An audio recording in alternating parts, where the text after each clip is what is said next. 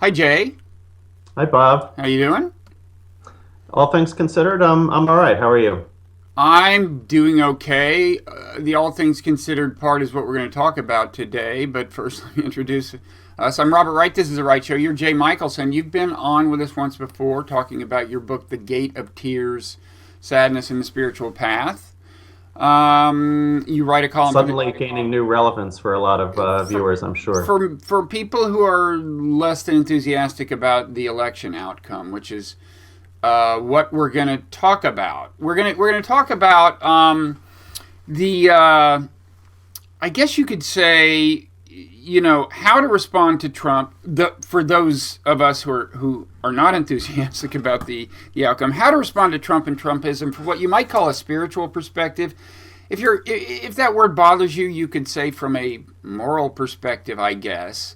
But within what kind of spiritual slash moral or religious, if you like, framework should we think about how we go about expressing opposition to Trump? Now, when I first emailed you about this, I was actually thinking about this in a Buddhist context because you are a meditation teacher and you've I had recently been reading your excellent book Evolving Dharma, which is about Buddhism, and it had kind of half slipped my mind that you're also an ordained rabbi.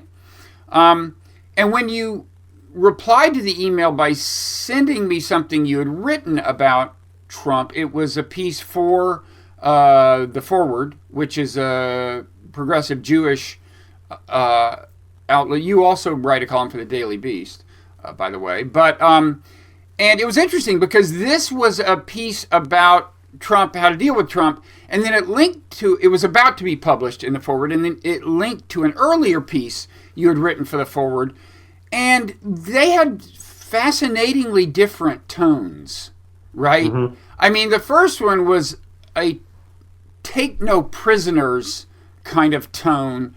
The second one was kind of a let's take a few prisoners kind of tone. I want to read a little bit from the first one because Oh dear. it's pretty intense. Sure. And I don't know if the second one, I'll ask you later, was the second one written by way of amending the first one or what? But one could have been excused for thinking they were written by two different people, I think. Okay, so the first one, the headline was "They Went Low with Donald Trump and Steve Bannon. We should go lower."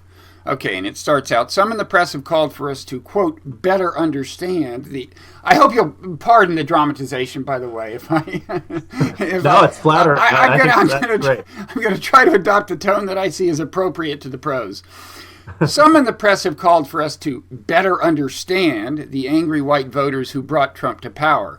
I say when someone is stepping on your throat, the objective is to defeat him, not understand him. Mind you, there's a lot to understand. That the median income of these poor, sad, economically depressed voters is, in fact, $72,000, far higher than that of Clinton supporters.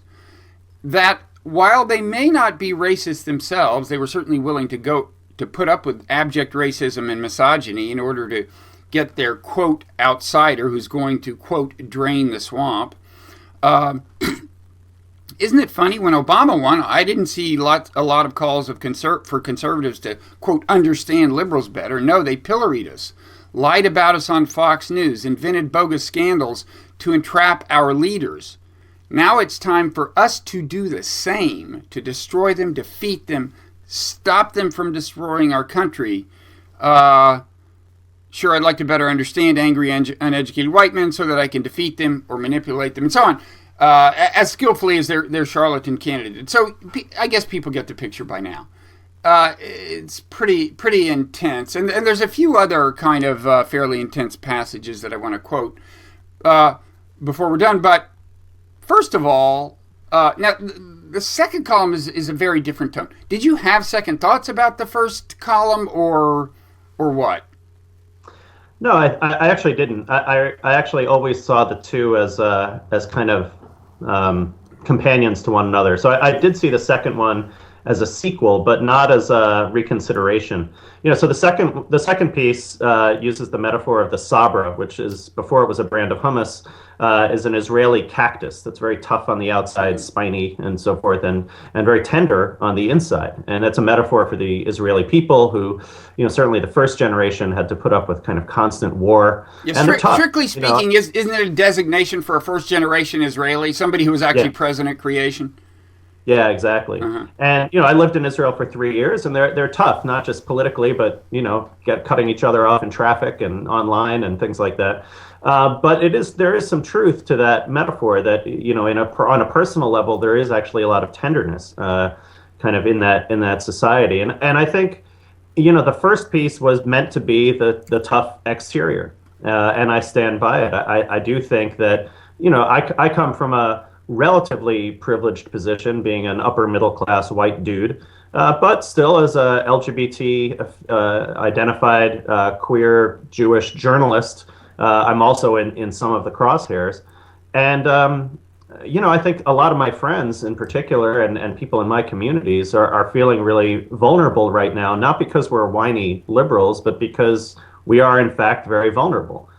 Certainly people who are undocumented and people who are Muslim and people who are marginalized in whatever way really are physically threatened right now. It's not just a perception.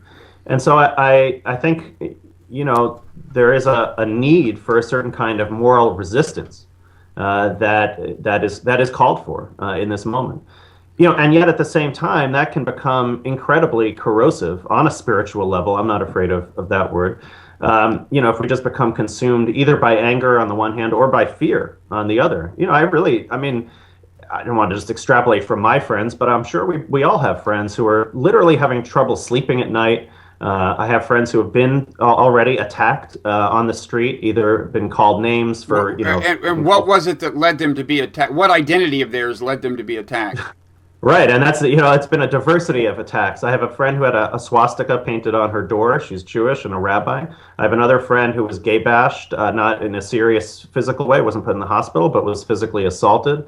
I've had friends who were called names. I have a friend who's Indian, but who was nonetheless told to go home because I guess he looked brown and Muslim.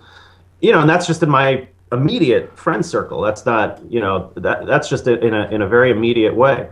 So, it's kind of there are multiple avenues where you can be targeted by brown shirt violence, which is to say not state violence, but given the encouragement that we saw, not just from Trump, but also at the rallies and also from Steve Bannon and the like, this is actually happening.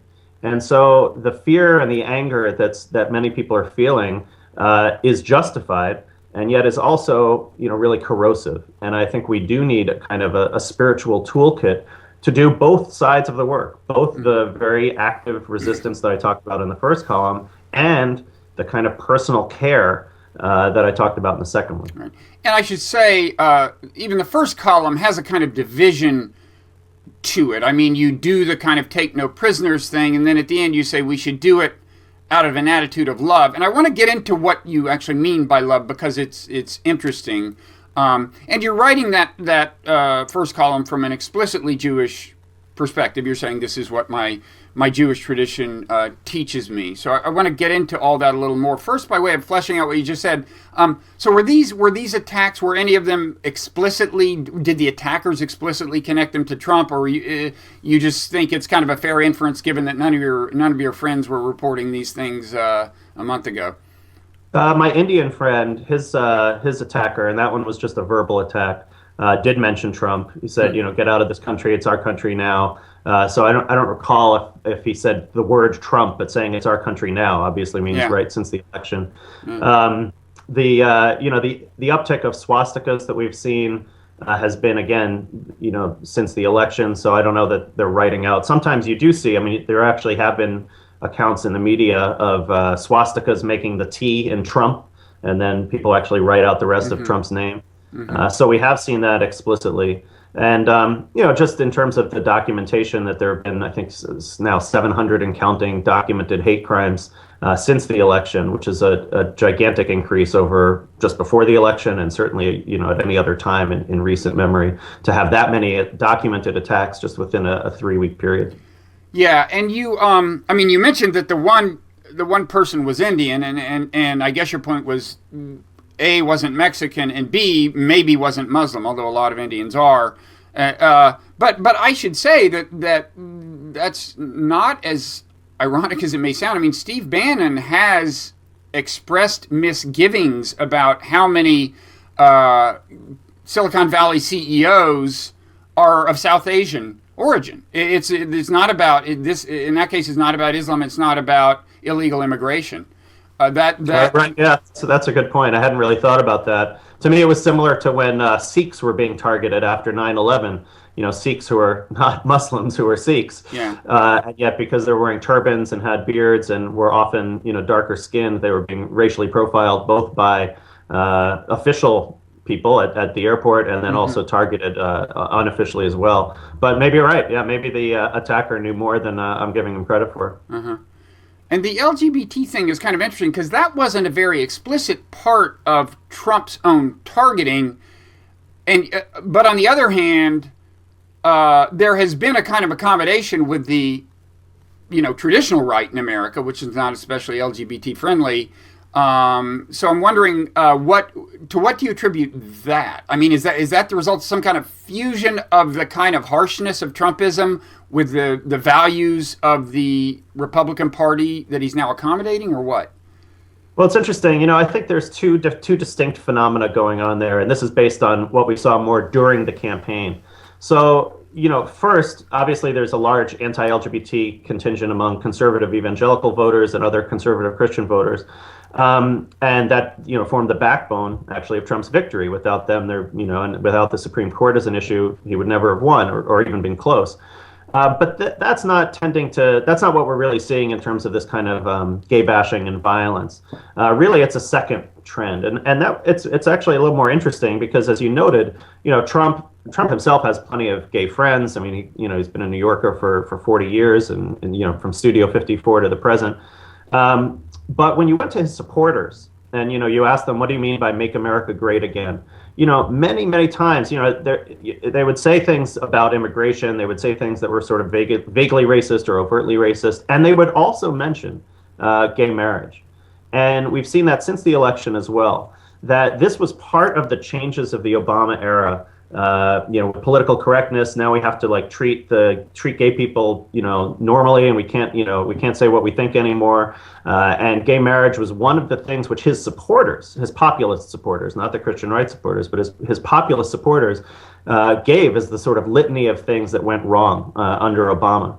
And Trump being Trump, he didn't call them out on that. He didn't say, stop saying that. He didn't take a strong stand really one way or the other. He made one comment in a 60 Minutes interview since the election that same-sex marriage is the law of the land. But in fact, he's going to nominate justices who will overturn it. But, more importantly, we've seen this a lot, that there's this kind of low-level violence and sentiment that may or may not reflect some kind of Trump policy. But this is what you get when you unleash forces of hate. You get forces of hate. And it's been free floating, and people really are living in fear, and they're not wrong to be living in fear because there actually is this low level violence, and I'm calling it low level because it's not on the level of state violence, but it's pervasive. Okay, so speaking of hate, this brings us back to your piece. So I want to go through your first piece, especially the take no prisoners part, a little more, and maybe give you a little pushback or and see what you say. There is a point where you say, to be honest, I do indeed hate people who will be rolling back environmental laws, civil liberties, and my own civil rights. Is that like a regrettable fact from your point of view, or do you, in other words, hey, admit it, I failed to overcome it, or do you think it's actually useful? And by the way, in all of this, feel free to answer from either a Buddhist or a Jewish perspective if there's any difference between the two. Yeah, well, actually, in this one there might be, but I think so. The context of that sentence is clear that it is a regrettable fact. I think about myself and about all human beings.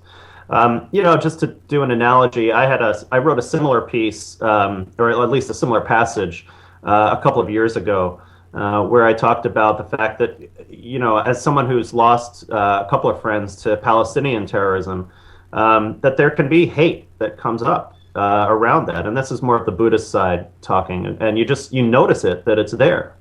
But that doesn't mean we should act on it. That doesn't mean that should be the basis of actions or wise political decision making. A lot on the right, both the Israeli right and the American right, there is kind of a dignifying of this anger.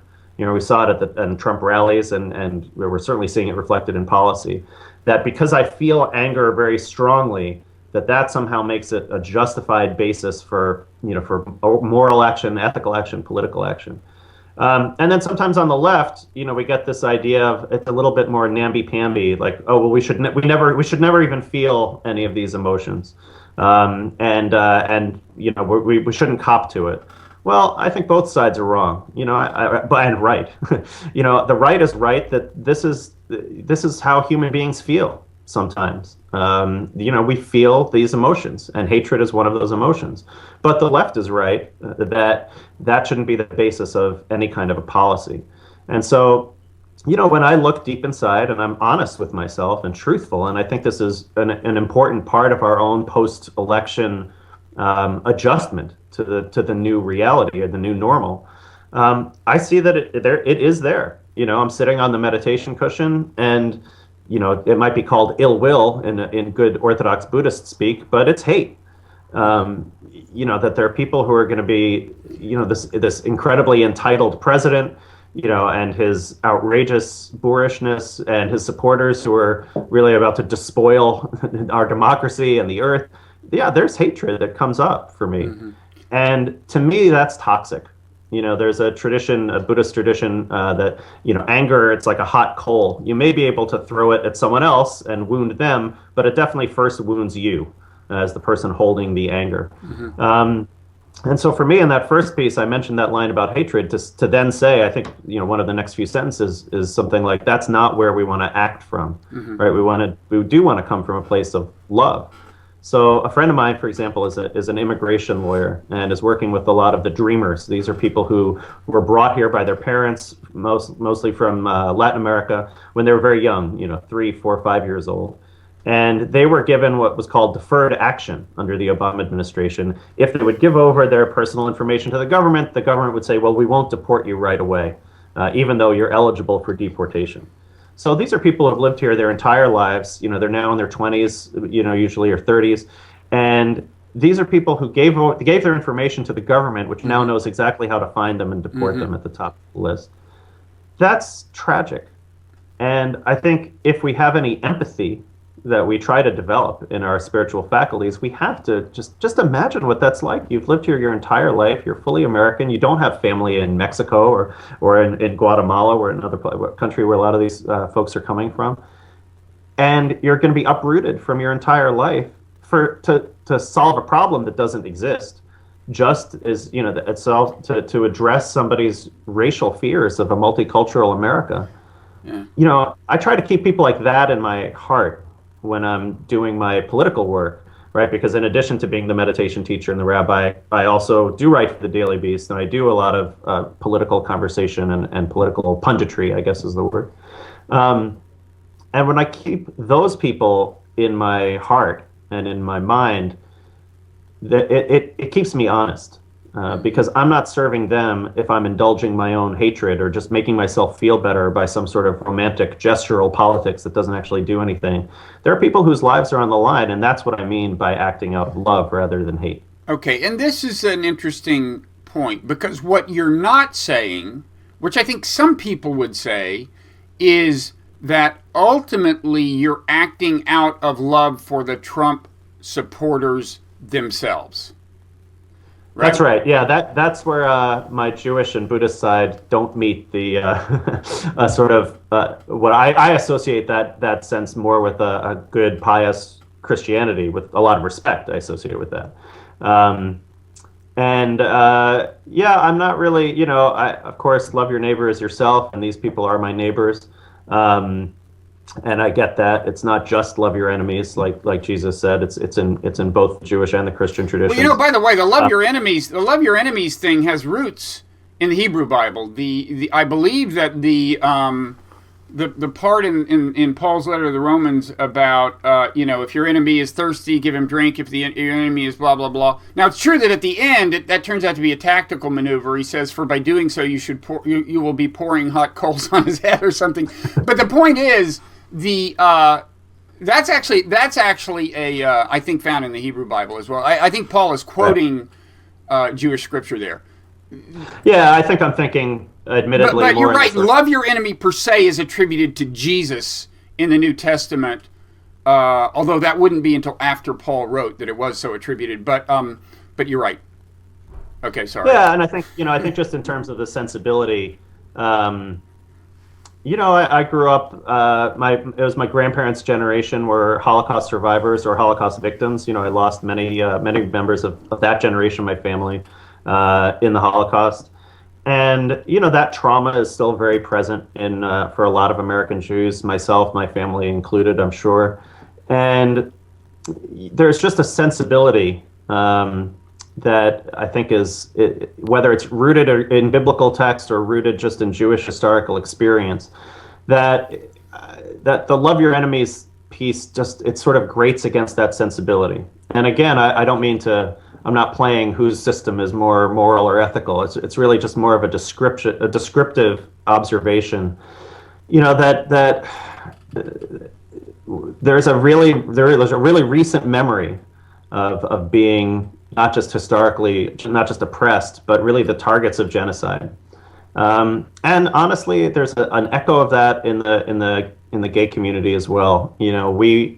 I'm barely old enough to really remember it, but my friends and my generation, witnessed a plague where thousands and thousands of people were dying, and the president refused to say the name of the disease. And people in his administration said that this was God's punishment. And, notwithstanding the morality of love your enemies, there's also a gospel of the oppressed. And there's also a sense of, like I said in that piece, when someone's heel is on your neck, and they're stepping on you, that there's also a love of self and a love of those who are the most vulnerable, which in this case is not myself, but others who are. Mm-hmm. That calls for a certain kind of wise action. Or switching traditions. Compassion doesn't mean what Trungpa Rinpoche called idiot compassion, which is just some sort of compassion as cultivating a kind of spiritual materialist mind state, like, oh, I'm a compassionate person and therefore I won't ever take a stand against injustice. Mm-hmm. That's not what's meant by compassion either. Okay, so let me try to not start out by moving you so far from your current position that you will profess love for Donald Trump, but try something much more modest, which is there's a point where you say, yes, you want to understand these, I think I quoted it already, these Trump supporters, so that you will be able to manipulate them as successfully as Trump did. Now, you could say, well, and I think there's a little charity involved in this attitude, although it in a way makes as much tactical sense as what you said. You could say, look, these people... First of all, as you note in your second column, there's a huge diversity of Trump supporters, and you don't want to paint them all with the same brush. But in any event, you could say, look, these people, some of them, although sure, the median income is $72,000. That doesn't mean, for all you know, given that fact, 40% of them could have no income whatsoever, and the median would still be $72,000. So let's grant that there are some people who have had some economic hardship, or even maybe some less material disadvantages, at least in their mind. They may see themselves as disrespected. They see their culture is changing fast. Whatever things triggered the insecurity in them, they have issues that are not being met, including economic ones. If there's a way to address their issues in ways that make them happier, maybe better off economically, that make them less susceptible to the kind of appeal that Trump made, that's like win-win, right? And you could do that from a compassionate standpoint. Sure. Yeah. I think if we look though at what they've just voted for, right? So we're now about to have a tax change where 47% of the benefits go to the top 1%, where the estate tax, which only hits family dynasties like Trump's, is going to be absolutely repealed. I mean, we're headed toward a level of inequality not seen since feudalism, right? If we look at who's now filling not just the cabinet, but also the transition team, it's a who's who of Wall Street and Goldman Sachs folks.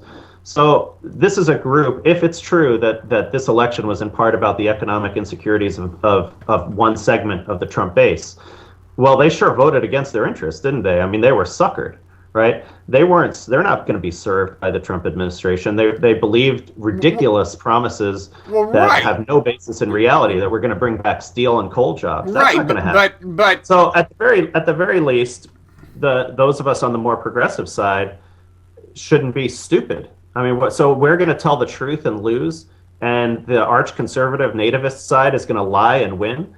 That doesn't seem compassionate. No, I'm not suggesting. But what I'm suggesting, I mean, first of all, the question is, okay, these people. And by the way, I should do a full disclosure here. 3 of my 4 siblings voted for Trump. Now, I've only talked to one of them about it, and it was a very unpleasant conversation. The other one, I'm familiar with her perspective through Facebook, and then the third one I haven't talked to at all. And I frankly don't think that this gives me any particular compassion, because it's almost less tolerable when they're in your family in a weird way. I mean, because it's like any compassion I have for Trump supporters doesn't really grow out of that. But that has given me some insight, I think. And I will say, these the things you just the ironies you just listed, right? Okay, he's actually going to give a tax break to rich people, and on and on and on. I don't think I'm telling you anything you don't already know, and saying that a lot of Trump supporters just aren't aware of every aspect of what Trump is proposing. And but the larger question is, okay, let's say they've been duped and manipulated.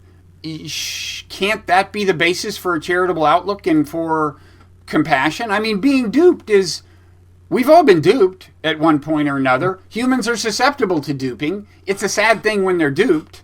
I mean, right? I mean, are you feeling the love welling up within you as I speak, Jay? Yeah, I think that's a good point. Although, again, first, just as you mentioned, just to be clear, the Trump coalition, any winning presidential coalition is a coalition. It's a segmented group. So half of his voters are conservative Christian identified voters, who were going for social issues, Supreme Court. A part were kind of what Hillary Clinton called the basket of deplorables, the alt-right, the white supremacists and racists and so on. And a large part were not deplorable, but willing to put up with deplorable because they wanted an outsider and they wanted to drain the swamp or in some way, address their situation in a way that they felt they were being, that was being ignored.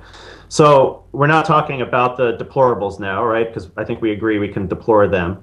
Well, actually, I go ahead and finish, but I'll want to put an asterisk even there. I'm gonna take a risk for myself and say that while in some way, in some general sense, we want to love all human beings, the ones who want to kill me and who tweet me pictures of myself in a concentration camp or my head on the body of a rat, and who tell me to get out of the country because I'm an effing Jew and the worst, like things like that. I'm going to ration where my love goes more. Sure, but let me go ahead. Let me go ahead and just make the generic point that I think you always want to understand where hatred comes from, and I guess it doesn't necessarily take compassion to understand someone, but or how they came to be the way they are, but. Sure. Hatred is an obstacle to comprehension, I think. And one reason I feel I have to make this point is because I've been making it for years in the context of the war on terror.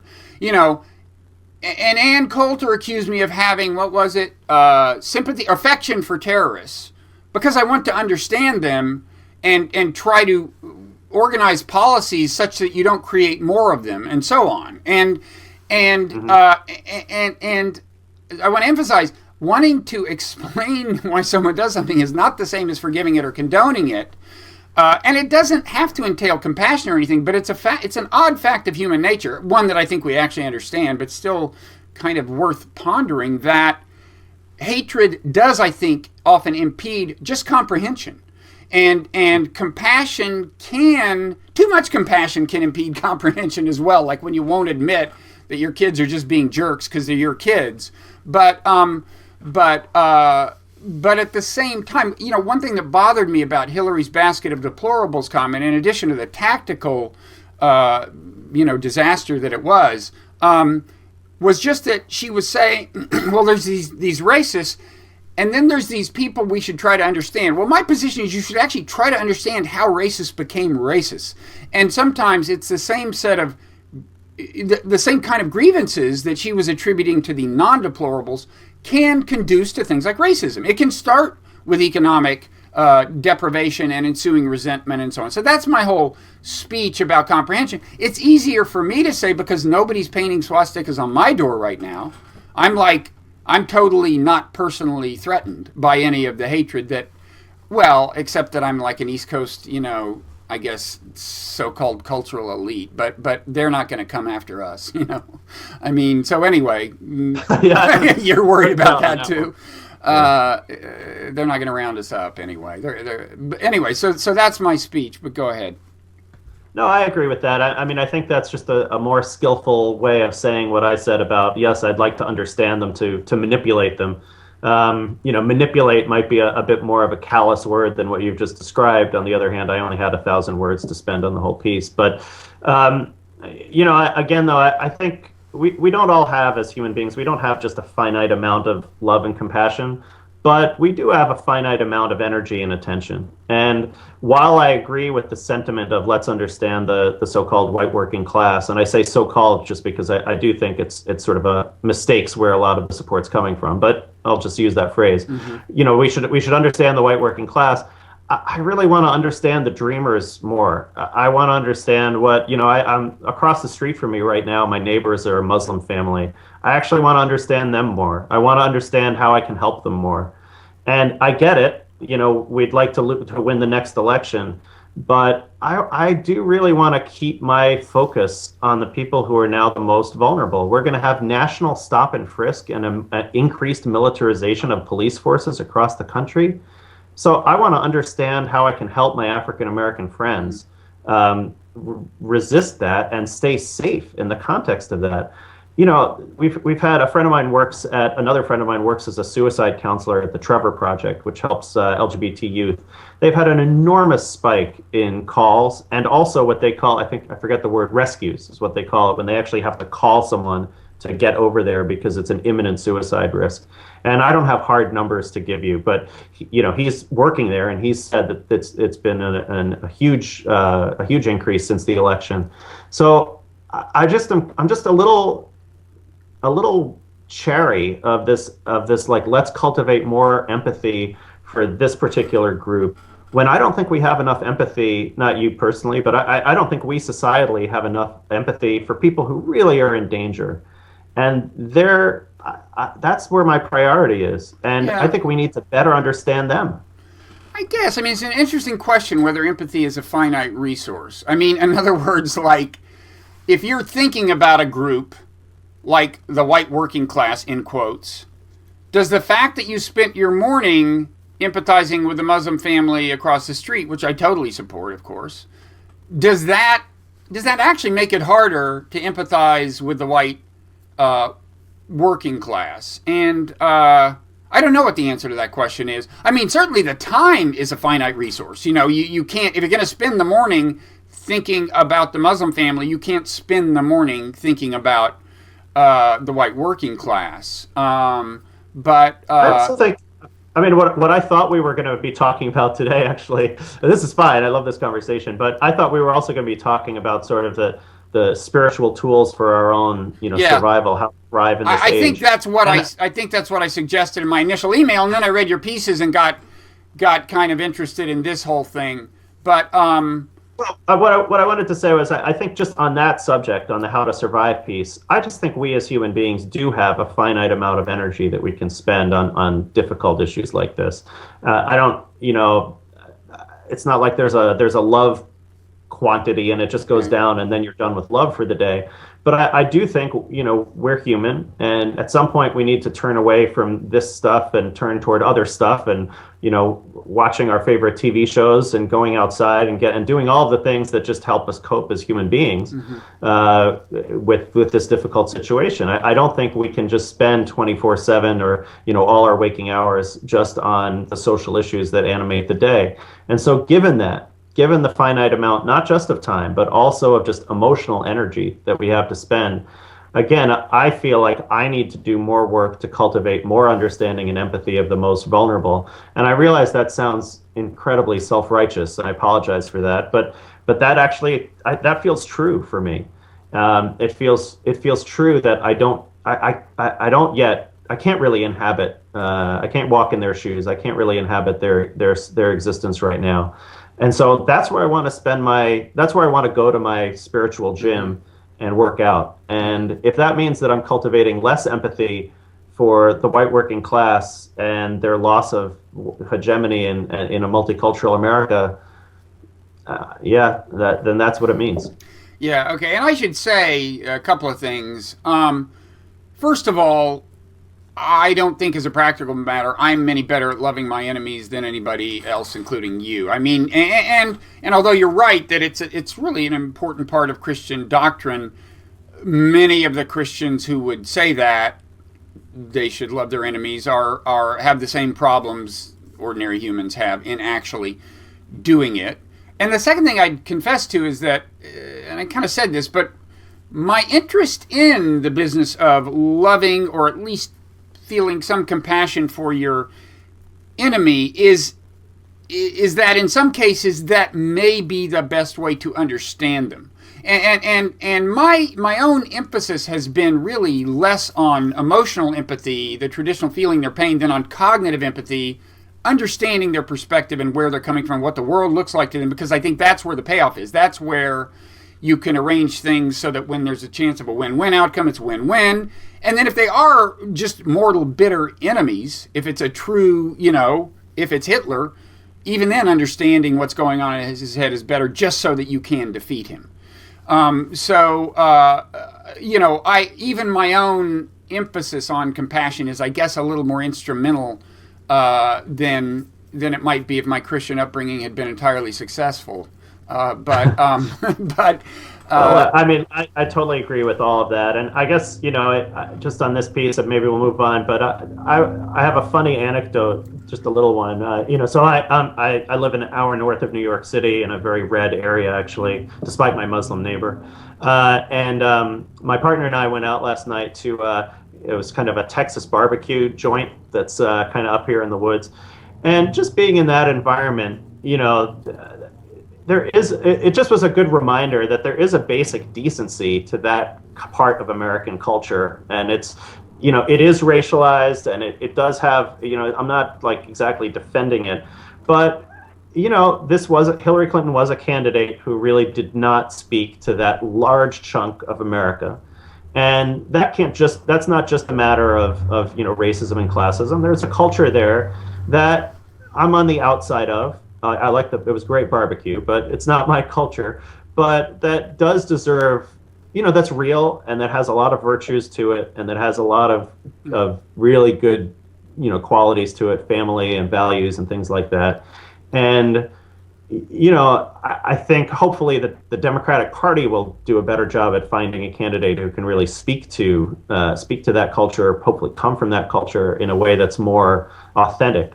There's a lot of good there, and so it's not I don't have this. I'm not such a hopeless gay liberal elitist from the East Coast that I don't see that. I do see that, not just in a trivial example like last night, but in a real way.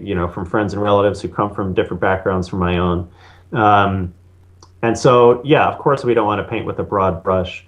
And at the same time, like I said before, given limited batteries, I'm going to spend that empathy power elsewhere. Okay, so let's move on to kind of so-called spiritual tools. By way of transition, we could start with something you said, which is about hatred. When you sit down on the cushion and meditate, you kind of observe the hatred. That it isn't just observation for observation's sake. I mean, that can loosen its grip on your behavior, right? Well, absolutely. And just even knowing it's there gives me a little bit more of suspicion of my own actions and judgments. If we could just sit and just see what's there and be honest. So when I know from my own personal life that when I'm acting out of anger or hatred, I tend to make stupid decisions for myself. I make things worse. That's just, that's obvious. And so when I see that that's there, it can be as trivial as writing an email and I'm feeling angry, or writing a Facebook post. It's like, well, probably this is a Facebook post I shouldn't be posting because it feels justified in the moment, but probably it's not going to help. So that's a simple, trivial example. But then in the more profound examples, again, I'll go back to, Israel-Palestine, where I've been involved in that, and trying to find some common ground for decades now. There's a lot of good reason to feel anger and hatred. You've heard, by the way, that Jared Kushner is going to solve the problem, right? Oh yeah, all 1, 2, 3. Yeah, great. Yeah, I don't know why Obama didn't think of that, but sorry, go ahead. That's definitely what we need as a right-wing, Orthodox Jew, because he's going to find a balanced solution. There are such good reasons for Israelis and Palestinians to have hatred in their hearts for other people. They've lost relatives. One side is living under occupation, the other side is living under or has lived under terrorism, and if we can just see that in our own hearts, then just taking like a slight step back, right? So for me, it's just incredibly helpful to see it. And also, to do a little bit of self-care. So the book, which you mentioned at the beginning, is kind of being present with sadness and with other difficult emotions, and just having a little spaciousness around them. And that the self-care piece is also really important. So skillful action, seeing when there's hatred there and not wanting that to be the source of my action in the world. And then also the self-care piece, because hatred hurts. It hurts me. And it's not helpful to sit around with that kind of corrosive anger all the time. It doesn't make me a more skillful advocate. So, this can easily slide into that kind of lazy narcissism, like, oh, I don't want to feel anger because it feels bad. That's not what I'm saying. Doing the work that I do on the political side, it would be easy to feel nothing but anger all of the time, with a little bit of fear and hopelessness. And as we said before we started, cycling through the 5 stages of grief with denial and anger and bargaining and sadness and a little bit of acceptance, and then it cycles back through. So I think in order to be effective in the long term, this is going to be a marathon. 4 years is a long time. 8 years is an even longer time. We do need to use the resources that we have for ourselves so that we can then be of service to others. Mm-hmm.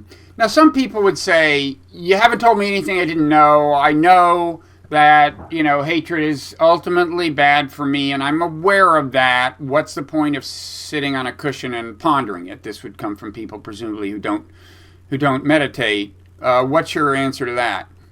Well, because we don't know how it's operating. It's just not. It's not true that we just know. Oh, look, there's hatred there. So okay, I'll be careful now. No, we don't. I mean, these are emotions take us over, and so the whole point of of metacognition, whether it's meditation or anything else, and just being aware of what's happening, is to alert us to what's happening and to act more skillfully. And again, I think it's easier to see this in the more ordinary personal sense, if you're angry with your partner or with a friend or something like that, to just see that and be like, oh wow, I'm feeling a lot of anger right now, so let's be careful. Now I'll go on heightened alert about how I'm going to speak and how I'm going to act, because I see that that's there. So the point in seeing that it's there is exactly seeing that it's there. And then sure, maybe it's obvious that we shouldn't act out of anger or hatred, but obviously we do it all the time. Right. And I mean, I remember after my first meditation retreat, I was the buzz had kind of worn off. I was no longer in the same zone I had been in coming out of the retreat, but still it had some effect. And I was now meditating regularly, which I hadn't really been doing before my first meditation retreat. And I remember there was a moment when my kids did something. They were much younger, and I started to scream at them, but I didn't. I just saw the urge to scream at them welling up. and just let it go. Now, it doesn't always work that easily, but that's the basic idea, right? The more you meditate, the more you have an awareness at the moment when you need the awareness, even when you're not on the cushion, right? I mean, viewing these things becomes a kind of a habit. The more you meditate, the more of a habit it becomes. And the viewing is the opportunity for intervention, right? Yeah, absolutely. And it's not only a habit, but it is actually a change in the brain, right? So we're learning, we now understand, this phenomenon of neuroplasticity, that as you learn these new habits, the physical structure of the brain changes, the capacity for that metacognition, for just that moment in between the desire to yell and actually yelling, that moment grows, and the capacity to have that moment grows. So that's what's powerful. And I mean, this is going to sound hopelessly naive, but I'm just going to say it. Can you just imagine if you were at one of those Trump rallies with 30,000 people, and those people at that rally had that moment, right? And were able to say, wow, I'm feeling really vulnerable right now. I mean, it sounds ridiculous, right? But I'm feeling really resentful right now. Maybe the target, the person that it's easiest to feel angry about, maybe I should think twice about that, whether it's the Mexicans or the Muslims or Hillary Clinton herself or whoever it is. And again, I realize how naive that sounds, but just imagine what that could be like if we had a culture that encouraged, not meditation specifically necessarily, but just that kind of reflection. And that's, yet another reason why we can be so sad that now the leader of our country is the exact opposite of that, right? Shooting off on Twitter, and the anger is seen as making the belief more justified rather than less.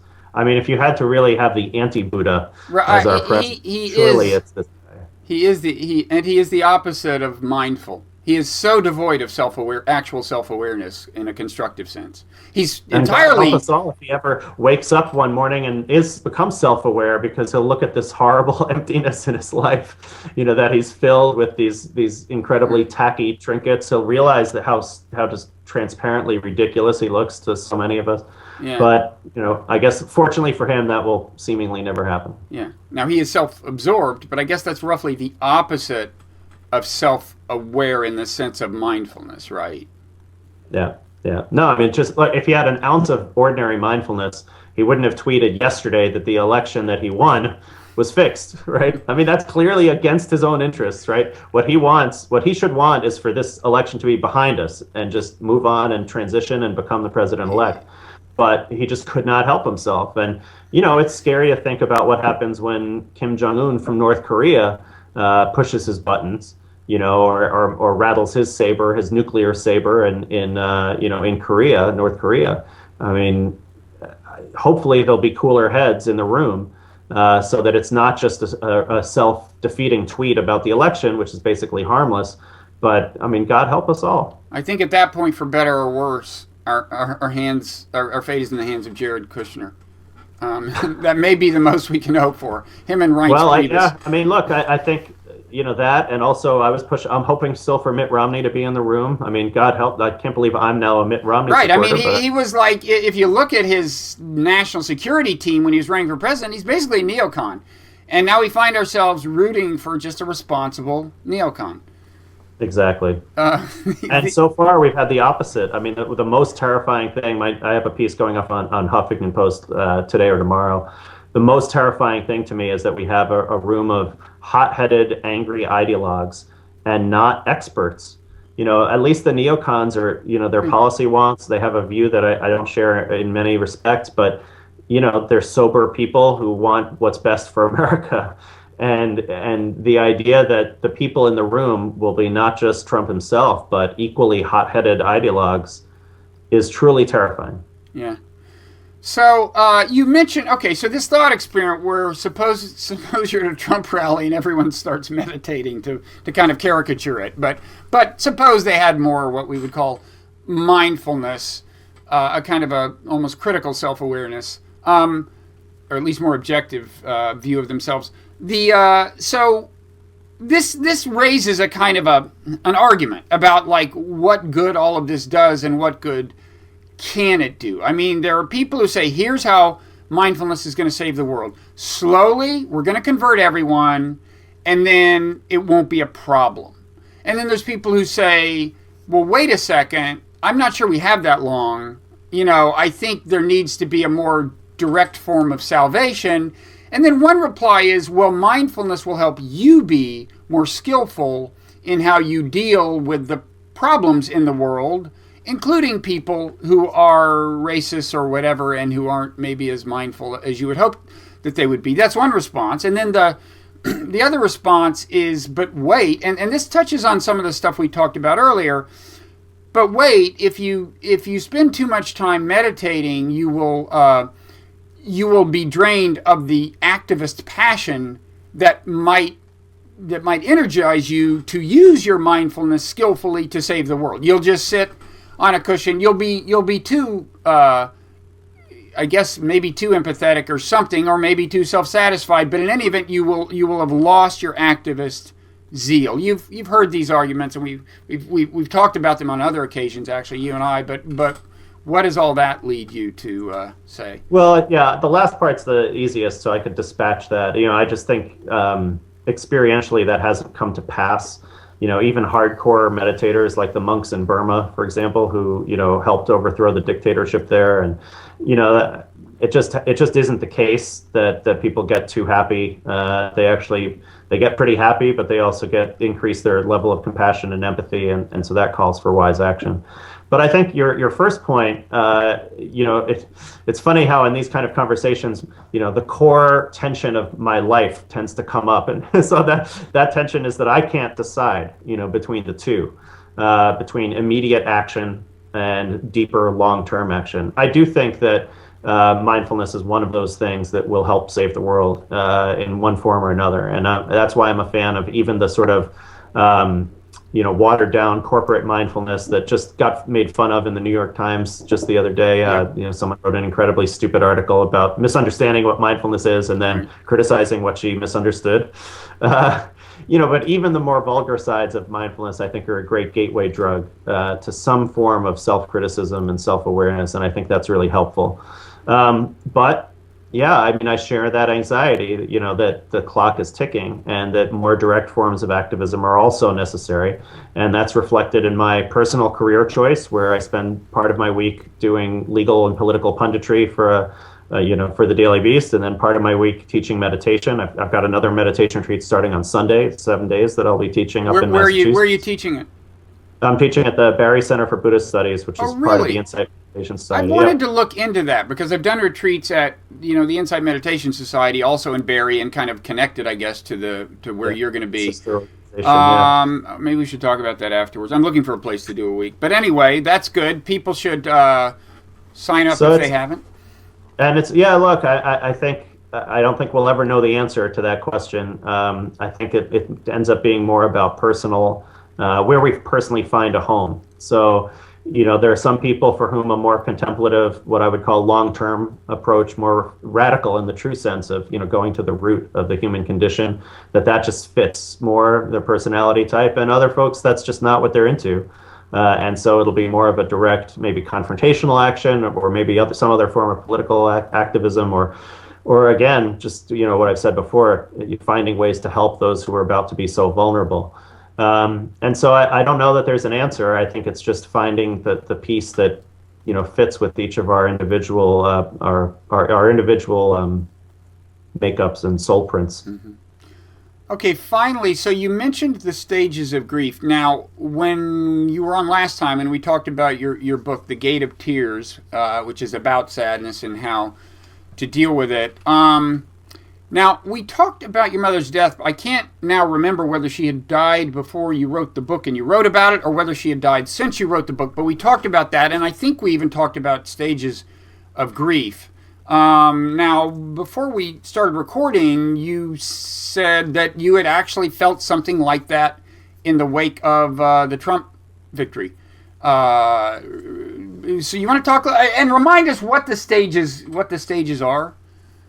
Sure. So, first preface is just back to that Sabra metaphor. It's always risky to share the tender part on the inside. I can just imagine my conservative haters on Twitter taunting me, which they love to do. I've been getting a lot more hate email also for some reason the last couple of weeks. But inside, it is important to do that work. So, the Elizabeth Kubler-Ross's famous 5 stages of grief: denial, bargaining, anger, sadness, and acceptance. I've just seen. I mean, we do cycle through them. Certainly in my own personal grieving process, I did, and now in this public grieving process. So, denial, there are still folks pushing for the recount or hoping the Electoral College will somehow not vote for Trump. And I mean, I guess there's some non-zero chance of that, but it's not going to happen, right? Or bargaining, like, oh, I see myself doing this a lot. I just wrote a piece today, went up on the Daily Beast, saying, well, maybe we can work with Trump on the climate, on climate change. That's bargaining. Probably we can't. But I wrote a bargaining piece that maybe there's some way that we can. And, anger we've talked about already today, and sadness we've talked about already. And I do go through periods of acceptance where, we as a country have been here before. We were here with Reagan, we were here with George W. Bush, and we survived, and we're resilient, and it's going to get worse, but we'll be there for each other. So that's a little bit more for me of the acceptance voice. And I just find it cycles through. Sometimes it's an hour of one and then an hour of the other. And the only thing I would say, I think I said in one of my articles, there's a difference, which is that in a grief process, the person doesn't keep dying over and over again. But every day we're going to get a new bit of news, a new bit of trauma, a new bit of horror. A new tweet. Exactly. And, so in addition to those 5 stages, it's people are feeling despair, they're feeling fear. And it is different. Again, your loved one doesn't die over and over again. But if you're feeling fear, you'll get a new reason to feel fear every day if you follow the news. And so I really, just in the last 48 hours in particular, just being with friends in person and on social media, it's really tough. It really hurts how many people are hurting. And I'm not talking about myself here so much, because I do have this outlet for this political work, and you get a little bit cynical in the business I'm in, and that's helpful at this point.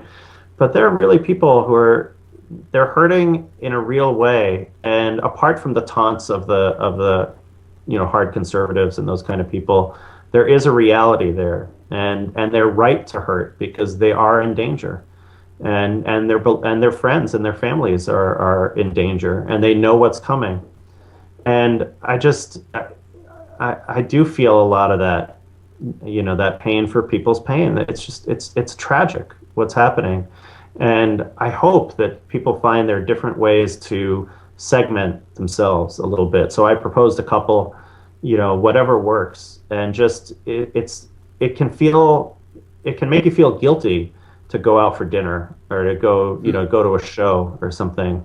But we have to do those things for our own survival, and if nothing else, so that we can then be of service to others. We're not helping other people by burning out. And so finding that balance between, too much activism engagement and too much I'm turning this off and narcissism, finding that middle way, I think is really, really crucial. Okay, well, thank you for taking the time. Let me close with a public service announcement that's kind of related to this. We're starting this feature called 60-Second Sermons, which I think I've actually tried to recruit you to give one. I owe you one, yeah. You owe me a sermon. But they're also open to anyone who wants to upload one at, I think it's meaninglife.tv/sermon-upload. And I mention them because I've actually done my first one, and it will probably be the first one to run, which will be, and it may have run by the time this runs, depending on how the scheduling works. But in any event, it's on this Trump stuff. It's very relevant to this. I mean, sermons, certainly most of them probably won't be political, and if they are political, they should have some kind of spiritual or moral or some kind of dimension. But in any event, I just wanted to say that's has either started happening or will happen and is relevant to our conversation, and we eagerly await your own contribution. I have a Christmas one that I have all planned, so it'll be ready happen for Christmas. It'll happen. It's a Which promise. Is also Christmas Eve this year is the first night of Hanukkah, so oh, really? That almost never happens. Yep. So we all get to celebrate together. Okay. Well, I will be there. I will be with you in spirit. And maybe we should include all other peoples on the earth with us on that, that occasion. So your book that we mentioned already, your most recent book is The Gate of Tears, right, about sadness and the spiritual path. But I also really recommend Evolving Dharma for people interested in the Buddhism and the meditation. I don't think I had read much of that when we talked last time, but I've been reading it since. And it's highly recommended. And your stuff is at the Daily Beast in the forward. And you're teaching a meditation retreat in Barre, Massachusetts.